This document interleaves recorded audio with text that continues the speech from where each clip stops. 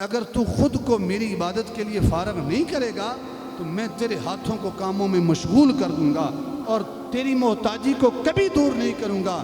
تو ہائے ہائے چلاتا رہے گا کہ حالات ناساز ہیں، حالات ناساز ہیں، اس لیے کہ تو نے خود کو میرے لیے نہیں فارغ کیا تو میں تجھے اپنی ذات کے لیے کیسے فارغ کر سکتا ہوں۔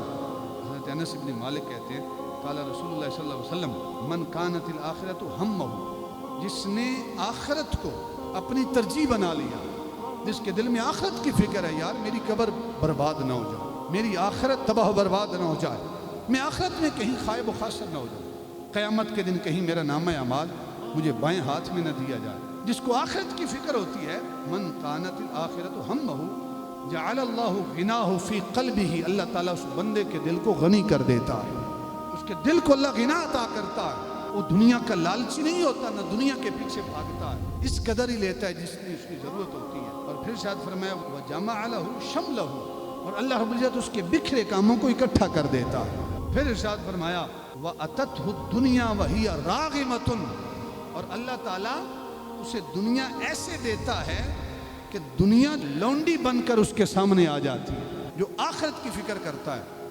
آخرت کے لیے عمل کرتا ہے۔ اور پھر ارشاد فرمایا وَمَنْ كَانَتِ الدُّنْيَا هَمَّهُ، اور جسے صرف دنیا کی فکر ہے، اپنی قبر کی فکر نہیں، آخرت کی فکر نہیں، جعل اللہ فقرہ، اللہ رب العزت بین عینیہ، اس کی دونوں آنکھوں کے سامنے اللہ تعالیٰ غربت کو رکھ دیتا ہے، وہ ہر لمحے ہائے غربت، ہائے غربت، ہائے فقر، یہی نعرے لگاتا رہتا ہے۔ آپ دیکھتے ہیں لوگوں کروڑ پتی ہوتے ہیں اور پھر بھی کہتے ہیں بھئی حالات بڑے ناساز ہیں، حالات بڑے ناساز ہیں، حالات بڑے ناساز ہیں، کروڑوں والا حالات بڑے ناساز کے رونے رو رہا ہے۔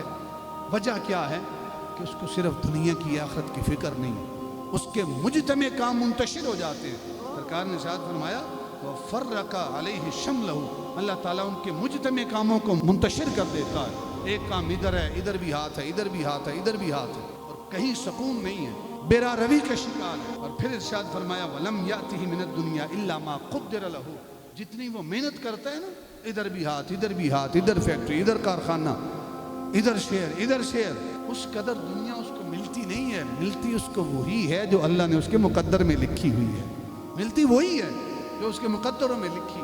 فرق صرف کیا ہے کہ ترجیح آخرت کی زندگی کو رکھنی ہے، قبر کی زندگی میری سنور جائے، آخرت سنور جائے، دنیا ترجیح نہیں رکھنی۔ دنیا ترجیح ہوگی تو نہ دنیا ملے گی اور نہ آخرت کام آئے گی، اور اگر آخرت ترجیح ہوگی تو اللہ دنیا بھی عطا کرے گا، آخرت بھی عطا فرمائے گا۔ حضرت ابو ہریرہ رضی اللہ تعالیٰ عنہ راوی ہیں، آپ ارشاد فرماتے ہیں کہ محبوب خدا نے ارشاد فرمایا یقول قال ان اللہ، اللہ کے محبوب نے ارشاد فرمایا کہ اللہ تعالیٰ ارشاد فرماتا ہے یقول یا ابن آدم، اے ابن آدم، بندہ مومن سے خالق کائنات مخاطب ہوتا ہے، اور خالق کیا ارشاد فرماتا ہے، بڑے توجہ سے یہ حدیث کے الفاظ سنیے اور اپنے دل میں اس کو جگہ دیجئے۔ میں نہیں کہہ رہا کسی عالم کا قول نہیں، یہ اللہ کے نبی کا فرمان ہے۔ سورج مغرب سے طلوع ہو سکتا ہے، جو اللہ کے نبی کا فرمان ہے وہ کبھی جھوٹا ہو سکتا نہیں ہے۔ سرکار نے ارشاد فرمایا کہ اللہ تعالیٰ ارشاد فرماتا ہے، کیا ارشاد فرماتا ہے، ان اللہ یقول، اللہ تعالیٰ کہتے ہیں یا ابن آدم، اے ابن آدم، تفرغ لعبادتی املا صدرک غنا واسد فقرک، اے ابن آدم تفرغ لعبادتی، خود کو عبادت کے لیے فارغ کر لے۔ نماز کا ٹائم ہو گیا ہے، یہ نہ کہ دکانداری ہے، گاہک ہے تو ٹھیک ہے جماعت کے بعد پڑھ لیں گے، اپنی پڑھ لیں گے، نہیں۔ ارشاد فرمایا تفرغ لعبادتی املا صدرک غنا واسد فقرک، فرمایا کہ تم میری عبادت کے لیے فارغ ہو جا، میں تیرے سینے کو غنا سے بھر دوں گا، میں تیرے سینے کو غنی کر دوں گا۔ اور پھر ارشاد فرمایا کہ تیری محتاجی کا دروازہ میں بند کر دوں گا، محتاجی کی تجھے فکر نہیں ہوگی، واسد فقرک، تیری محتاجی کا دروازہ میں بند کر دوں گا اگر تو خود کو میری عبادت کے لیے فارغ کر لے۔ اور پھر ارشاد فرمایا وَإِن لَا تَفْعَلْ مَلَأْتُ يَدَيْكَ شُغْلًا وَلَمْ أَسُدَّ فَقْرَكَ، اور اگر تو خود کو میری عبادت کے لیے فارغ نہیں کرے گا تو میں تیرے ہاتھوں کو کاموں میں مشغول کر دوں گا، وَلَمْ أَسُدَّ فَقْرَكَ، اور تیری محتاجی کو کبھی دور نہیں کروں گا۔ تو ہائے ہائے چلاتا رہے گا کہ حالات ناساز ہیں، حالات ناساز ہیں، اس لیے کہ تو نے خود کو میرے لیے نہیں فارغ کیا تو میں تجھے اپنی ذات کے لیے کیسے فارغ کر سکتا ہوں۔ لہٰذا ایک ہاتھ تیرا ادھر ہوگا، ایک ادھر ہوگا، ایک ادھر ہوگا، ایک ادھر ہوگا، لیکن تجھے پھر بھی سکون نہیں. آج اگر سکون چاہتے ہو تو وہ اللہ کے ذکر میں، اللہ کی عبادت میں، اللہ کو یاد کرنے میں ہے. دنیا کمائیں، ضرور کمائیں، دنیا کمانا عبادت ہے، لیکن دنیا تمہارے دل میں نہ بسے. تمہارے دل میں اللہ اور اس کے رسول کی محبت بسنی چاہیے، تمہارے دل میں آخرت کی فکر ہونی چاہیے. جب کوئی بندہ مومن نیک اعمال کرتا ہے، صراط مستقیم پہ چلتا ہے، اور خالق کائنات اس کے لیے کیا ارشاد فرماتے ہیں. یہ مسلم شریف کی 7132 نمبر حدیث مبارک ہے. قال اللہ تعالی اعددت لعبادی الصالحین، میں نے اپنے بندے مومن کے لیے، اس بندے کے لیے کہ جس کے لیے دنیا میں ایک طرف دنیا تھی، ایک طرف رشتہ دار تھے، بڑی بڑی آزمائشیں تھیں، لیکن میرا بندہ صراط مستقیم پہ ڈٹا رہا. وہ دنیا کی طرف نہیں گیا، وہ میری یاد سے غافل نہیں ہوا. میرے گھر سے آواز آتی تھی تو کام کاج چھوڑ کے میری طرف لپک پڑتا تھا. 5 وقت میرے حضور سجدہ ریز ہوتا تھا. اللہ کو ہمارے سجدوں کی ضرورت نہیں ہے، وہ صرف دیکھنا چاہتا ہے کہ ایک طرف دنیا ہے، پیسہ ہے، ایک طرف میری آواز ہے، میرا بلاوا ہے.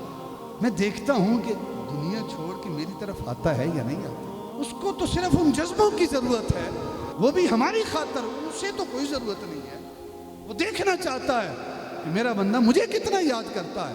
اور جب کوئی یاد کرتا ہے تو اللہ کیا عطا کرتا ہے. اعددت لعبادی الصالحین، میں نے اپنے بندوں کے لیے وہ چیزیں تیار کی ہیں. کیا تیار کی ہیں؟ ما لا عین رأت، میں نے ایسی چیزیں تیار کی ہیں کہ جیسی آنکھ نے کبھی دیکھی ہی نہیں. اور پھر ارشاد فرمایا ولا اذن سمعت، اور وہ ایسی نعمتیں ہیں کہ کانوں نے آج تک ان نعمتوں کے متعلق سنا ہی نہیں ہے. ایسی نعمتیں میں اپنے بندے مومن کو عطا کروں. اور پھر ارشاد فرمایا ولا خطر علی قلب بشر، اور میں نے ایسی نعمتیں اپنے بندے مومن کو عطا کی ہیں کہ کسی انسان کے دل میں ان نعمتوں کے متعلق آج تک کوئی تصور ہی نہیں آئی. ان الابرار لفی نعیم علی الارائک ینظرون تعرف فی وجوہہم نضرۃ النعیم یسقون من رحیق مختوم ختامہ مسک وفی ذلک فلیتنافس المتنافسون. نیکوکار ہیں وہ نعمتوں میں ہوں گے.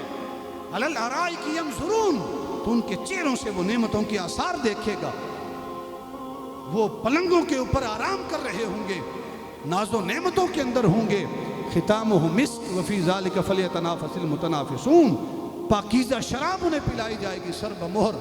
وہ کیسی شراب ہوگی؟ ختامہ مسک، جس کو مسک کی، عنبر کی اور خوشبوؤں کی مہر اوپر لگی ہوگی. وفی ذالک فلیتنافس المتنافسون، یہ وہ نعمتیں ہیں جن کے اندر آگے بڑھنے کی کوشش کرنی چاہیے. ان نعمتوں میں آگے بڑھنا چاہیے، لیکن ہم دنیا داری میں آگے بڑھنے کی کوشش کرتے ہیں. قیامت کے دن اللہ رب العزت سب سے بڑھ کر جو انعام عطا کرے گا، خالق اپنا دیدار عطا فرمائے گا. اس سے بڑھ کر اور بڑی نعمت کیا ہو سکتی ہے؟ خواجہ غلام فرید رحمۃ اللہ تعالی علیہ کا ایک مصرع ہے. اگر مصرے کو آپ سمجھ گئے تو میری ساری گفتگو آپ کو سمجھ آ گئی ہے. آپ فرماتے ہیں کہ انہاں کرنا دیدار سجن دا، انہاں کرنا دیدار سجن دا، جنہ اکھیاں سام کے رکھیاں. نین نینا نو زخمی کر دے، نین بندے پٹیاں. غلام فریدہ جے ساڈے نین لڑ ونجن، اساں ہور کی کرنیاں اکھیاں. جے ساڈے نین لڑ ونجن، اساں ہور کی کرنیاں اکھیاں. انہاں کرنا دیدار سجن دا، جنہ اکھیاں سام کے رکھیاں. جس نے آج اپنی آنکھ کی حفاظت کی، قیامت کے دن وہ اپنے رب کائنات کا دیدار کرے گا. اللہ اسے اپنے دیدار کی دولت عطا فرمائے گا. اس سے بڑھ کر پھر اور کسی کو کیا چاہیے؟ بندہ مومن دیدار کریں گے، پھر پوچھا جائے گا کسی اور چیز کی طلب ہے؟ آواز یہی آئے گی باری تعالیٰ ابھی ہم سیر نہیں ہوئے، اپنا دیدار اور عطا فرمائے. اس سے بڑھ کر اور کیا ملے گا بندہ مومن؟ تو احباب جی وقار، کامیاب انسان وہ ہے جس نے وَلْتَنْظُرْ نَفْسٌ مَا قَدَّمَتْ لِغَدٍ، جس نے اپنی آخرت کی فکر کر لی، اپنے آنے والے کل کے لیے کوئی عمل کر لیا، وہ کامیاب انسان ہے. اور جس نے صرف زندگی کے کل کے لیے عمل کرتا رہا، وہ کوئی کامیاب انسان نہیں ہے، وہ اس دنیا میں ہی خائب و خاسر ہے. اللہ تعالی ہمیں عمل کی توفیق عطا فرمائے. وما علینا.